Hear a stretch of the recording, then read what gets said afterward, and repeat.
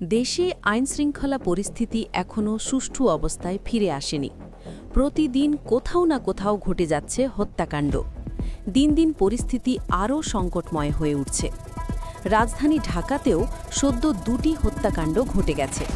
ইনকিলাব মঞ্চের আহ্বায়ক শরীফ ওসমান হাদি এবং স্বেচ্ছাসেবক দলের নেতা আজিজুর রহমান মুসাব্বির দুজনকে গুলি করে হত্যা করেছে দুর্বৃত্তরা।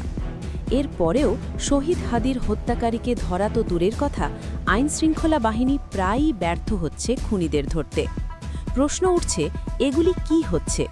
শুধু রাজধানীতেই নয়, দেশের অন্য এলাকায়ও ঘটছে মর্মান্তিক হত্যাকাণ্ড। অনৈতিক প্রস্তাব প্রত্যাখ্যানে স্কুল ছাত্রীকে হত্যা, নালায় মিলল যুবকের বস্তাবন্দি লাশ, চালককে হত্যা করে অটোরিকশা ছিনতাই।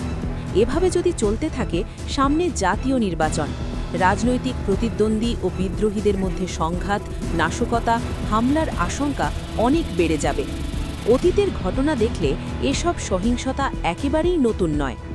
সরকারের আইনশৃঙ্খলা রক্ষাকারী বাহিনী কোনো জোরালো পদক্ষেপ গ্রহণ করছে না, যা আগামী নির্বাচনে সুষ্ঠু পরিবেশ নিশ্চিত করার জন্য সরকারের তীব্র পদক্ষেপ প্রয়োজন।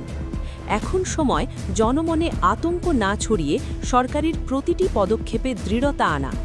সামাজিক শৃঙ্খলা, নিরাপত্তা এবং সুষ্ঠু নির্বাচন নিশ্চিত করার জন্য এটি সময়ের অন্যতম গুরুত্বপূর্ণ পদক্ষেপ।